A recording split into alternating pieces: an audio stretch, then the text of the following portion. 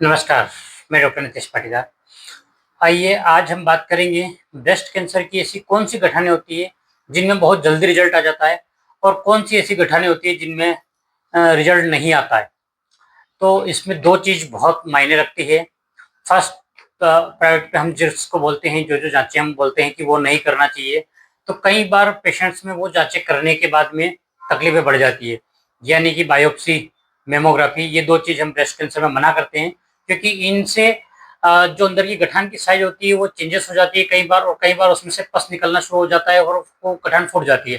फिर उसके बाद में वो गठान जल्दी से क्योर नहीं होती है।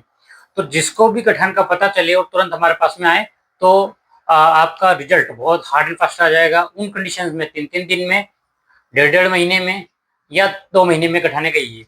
लेकिन जिन गठानें बहुत ज़्यादा हार्ड हो जाती है, एकदम से बहुत ज़्यादा हार्ड होती है, उसमें से पस जैसा हो जाता है या ब्लैक उसमें स्पॉट आना शुरू हो जाता है, यानी कि उसमें पस बनना शुरू हो जाता है, उन गठानों में रिजल्ट बहुत ही स्लो आता है, उसमें टाइम लगता है। उसमें डाइट, मेडिसिन के साथ में हमको पंचकर्मा का भी सहारा लेना पड़ता है। तो इन चीज़ों को आप ध्यान से नोट कर लीजिए कि अगर ऐसे कोई केसेस आपके पास है, आपके आस-पास है, तो उनको इन चीज़ों में जल्दी रिजल्ट लाने के लिए जो हमने प्रोटोकॉल बताए हैं, उन प्रोटोकॉल को फ़ॉलो कीजिए, तो उनका रिजल्ट हार्ड एंड फास्ट आ जाएगा। क्योंकि अभी हमने हमारे केसेस में देखे हैं, बहुत सारे केसेस में ऐसा कि किसी-किसी को डेढ़ महीने में रिजल्ट आ गया, किसी-किसी को सिर्फ़ 1-15 दिन में ही रिजल्ट आ गया और किसी-किसी को 4 महीने लग गए उसी चीज़ को। और किसी ने ब्लड बायोप्सी अपना अम बायोप्सी या मेमोग्राफी वगैरह करी है, उसके बाद में उस उन्हीं पेशेंट को रिजल्ट आने में कम से कम 8-8 महीने भी लग गए हैं।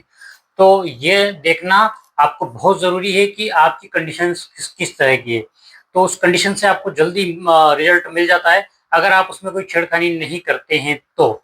और दूसरी बात हमेशा ध्यान रखिएगा कि ऐसी कोई चीज़ नहीं है जो क्यूरेबल नहीं होती है, क्यूरेबल आराम से हो जाती है, लेकिन उसमें थोड़ा-सा समय, डाइट और पंचकर्मा का सहारा अपने को लेना पड़ता है। धन्यवाद।